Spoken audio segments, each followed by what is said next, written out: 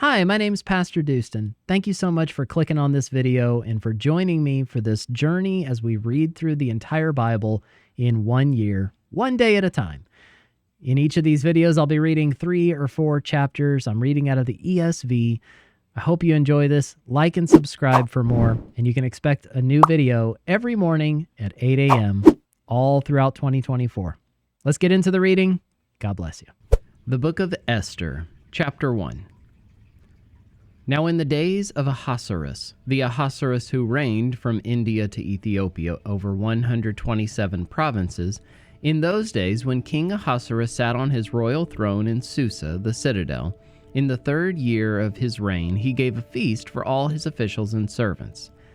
The army of Persia and Media and the nobles and governors of the provinces were before him, while he showed the riches of his royal glory and the splendor and pomp of his greatness for many days, 180 days.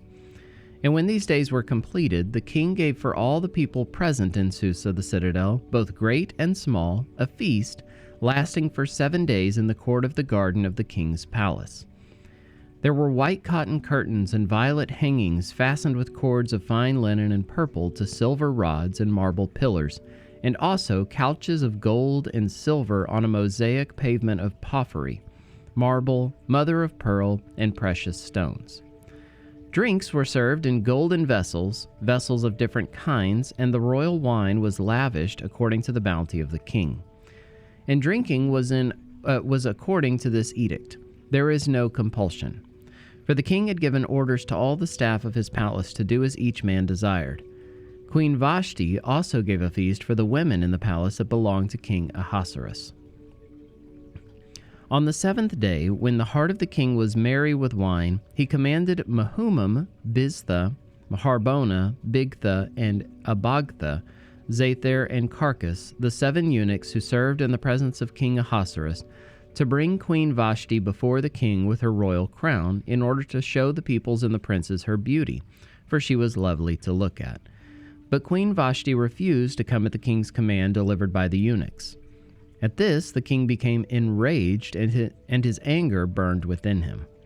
Then the king said to the wise men who knew the times, for this was the king's procedure toward all who were versed in law and judgment, the men next to him being Karshena, Shethar, Admatha, Tarshish, Merez, Marsena, and Mamukan, the 7 princes of Persia and Media, who saw the king's face and sat first in the kingdom, according to the law, what is to be done to Queen Vashti, because she has not performed the command of King Ahasuerus delivered by the eunuchs?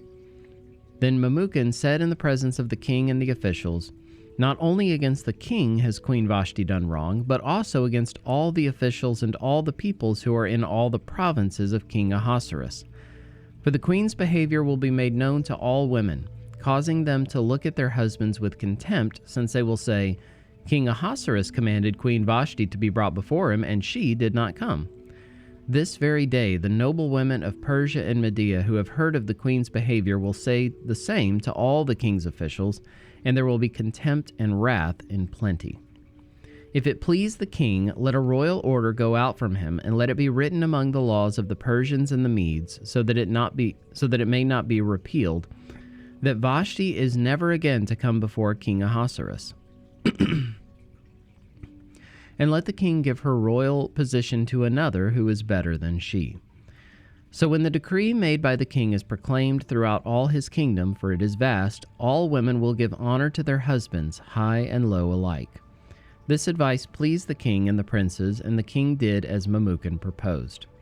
He sent letters to all the royal provinces, to every province in its own script, and to every people in its own language, that every man be master in his own household and speak according to the language of his people. Esther chapter 2. After these things, when the anger of King Ahasuerus had abated, he remembered Vashti and what she had done and what had been decreed against her. Then the king's young men who attended him said, Let beautiful young virgins be sought out for the king. And let the king appoint officers in all the provinces of his kingdom to gather all the beautiful young virgins to the harem in Susa, the citadel, under custody of Hegai, the king's eunuch, who is in charge of the women. Let their cosmetics be given them, and let the young woman who pleases the king be queen instead of Vashti." This pleased the king, and he did so. Now there was a Jew in Susa the citadel, whose name was Mordecai, the son of Jair, son of Shimei, son of Kish, a Benjaminite, who had been carried away from Jerusalem among the captives, carried away with Jeconiah, king of Judah, whom Nebuchadnezzar, king of Babylon, had carried away. He was bringing up Hadassah, that is, Esther, the daughter of his uncle, for she had neither father nor mother. The young woman had a beautiful figure and was lovely to look at, and when her father and her mother died, Mordecai took her as his own daughter. So when the king's order and his edict were proclaimed, and when many young women were gathered in Susa the citadel, in custody of Hegai, Esther also was taken into the king's palace and put in custody of Hegai, who had charge of the women. And the young woman pleased him and won his favor. And he quickly provided her with her cosmetics and her portion of food, and with 7 chosen young women from the king's palace, and advanced her and her young women to the best place in the harem. Esther had not made known her people or kindred, for Mordecai had commanded her not to make it known. And every day Mordecai walked in front of the court of the harem to learn how Esther was and what was happening to her. Now when the turn came for each young woman to go into King Ahasuerus after being 12 months under the regulations for the women, since this was the regular period of their beautifying, 6 months with oil of myrrh and 6 months with spices and ointments for women, when the young woman went into the king in this way, she was given whatever she desired to take with her from the harem to the king's palace. In the evening she would go in, and in the morning she would return to the second harem in custody of Shazgaz, the king's eunuch, who was in charge of the concubines. She would not go into the king again unless the king delighted in her and she was summoned by name. When the turn came for Esther, the daughter of Abihail, the uncle of Mordecai, who had taken her as his own daughter, to go into the king, she asked for nothing except what Hegai, the king's eunuch, who had charge of the women, advised. Now Esther was winning favor in the eyes of all who saw her. And when Esther was taken to King Ahasuerus into his royal palace in the 10th month, which is the month of Tebeth, in the 7th year of his reign, the king loved Esther more than all the women, and she won grace and favor in his sight more than all the virgins, so that he set the royal crown on her head and made her queen instead of Vashti. Then the king gave a great feast for all his officials and servants. It was Esther's feast. He also granted a remission of taxes to the provinces and gave gifts with royal generosity. Now when the virgins were gathered together the second time, Mordecai was sitting at the king's gate. Esther had not made known her kindred or her people as Mordecai had commanded her, for Esther obeyed Mordecai just as when she was brought up by him. In those days, as Mordecai was sitting at the king's gate, Bigthan and Teresh, 2 of the king's eunuchs who guarded the threshold, became angry and sought to lay hands on King Ahasuerus. And this came to the knowledge of Mordecai, and he told it to Queen Esther, and Esther told the king in the name of Mordecai. When the affair was investigated and found to be so, the men were both hanged on the gallows, and it was recorded in the book of the Chronicles in the presence of the king. Esther chapter 3.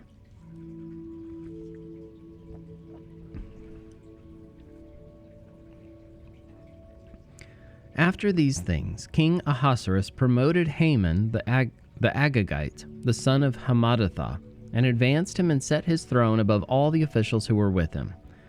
And all the king's servants who were at the king's gate bowed down and paid homage to Haman, for the king had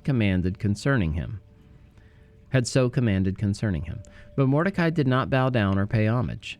Then the king's servants who were at the king's gate said to Mordecai, "Why do you transgress the king's command?" And when they spoke to him day after day, and he would not listen to them, they told Haman in order to see whether Mordecai's words would stand, for he had told them that he was a Jew. And when Haman saw that Mordecai did not bow down or pay homage to him, Haman was filled with fury. But he disdained to lay hands on Mordecai alone. So, as they had made known to him the people of Mordecai, Haman sought to destroy all the Jews, the people of Mordecai, throughout the whole kingdom of Ahasuerus. In the first month, which is the month of Nisan, in the 12th year of King Ahasuerus, they cast pur, that is, they cast lots, before Haman day after day, and they cast it month after month, till the 12th month, which is the month of Adar. Then Haman said to King Ahasuerus, "There is a certain people scattered abroad and dispersed among the peoples in all the provinces of your kingdom. Their laws are different from those of every other people, and they do not keep the king's laws, so that it is not the king's profit to tolerate them. If it please the king, let it be decreed that they be destroyed, and I will pay 10,000 talents of silver into the hands of those who have charge of the king's business, that they may put it into the king's treasuries." So the king took his signet ring from his hand and gave it to Haman the Agagite, the son of Hammedatha, the enemy of the Jews. And the king said to Haman, "The money is given to you, the people also, to do with them as it seems good to you." Then the king's scribes were summoned on the 13th day of the first month, and an edict, according to all that Haman commanded, was written to the king's satraps, and to the governors over all the provinces, and to the officials of all the peoples, to every province in its own script, and every people in its own language. It was written in the name of King Ahasuerus, and sealed with the king's signet ring. Letters were sent by couriers to all the king's provinces with instruction to destroy, to kill, and to annihilate all Jews, young and old, women and children, in one day, the 13th day of the 12th month, which is the month of Adar, and to plunder their goods.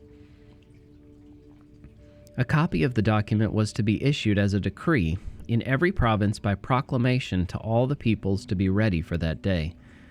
The couriers went out hurriedly by order of the king, and the decree was issued in Susa the citadel.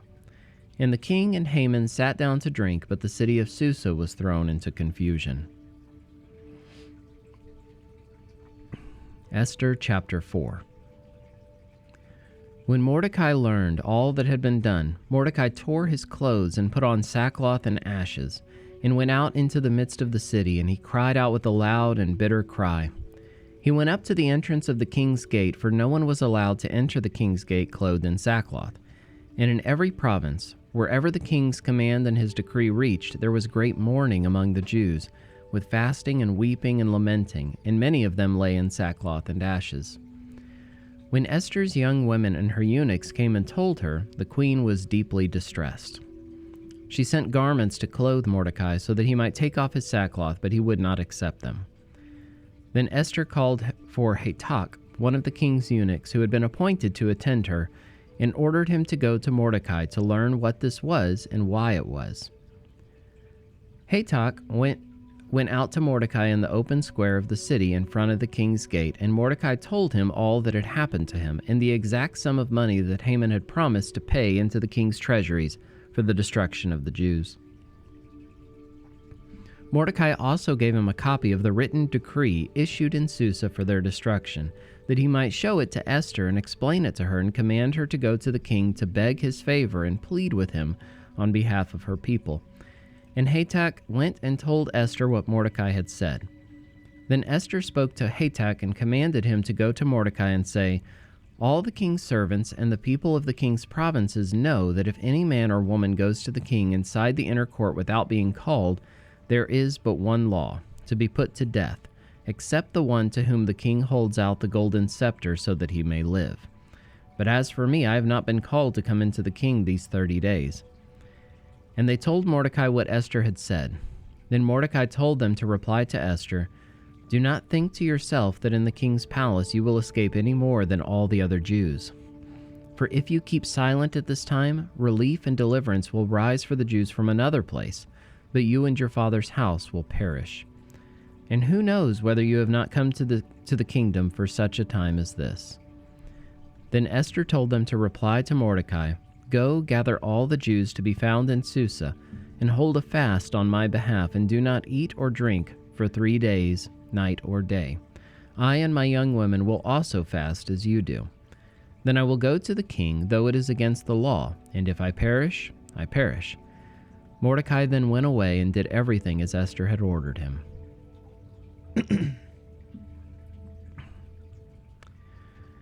Esther chapter 5. On the third day, Esther put on her royal robes and stood in the inner court of the king's palace in front of the king's quarters while the king was sitting on his royal throne inside the throne room opposite the entrance to the palace. And when the king saw Queen Esther standing in the court, she won favor in his sight, and he held out to Esther the golden scepter that was in his hand. Then Esther approached and touched the tip of the scepter. And the king said to her, "What is it, Queen Esther? What is your request? It shall be given you, even to the half of my kingdom." And Esther said, "If it please the king, let the king and Haman come today to a feast that I've prepared for the king." Then the king said, "Bring Haman quickly, so that we may do as Esther has asked." So the king and Haman came to the feast that Esther had prepared. And as they were drinking wine after the feast, the king said to Esther, "What is your wish?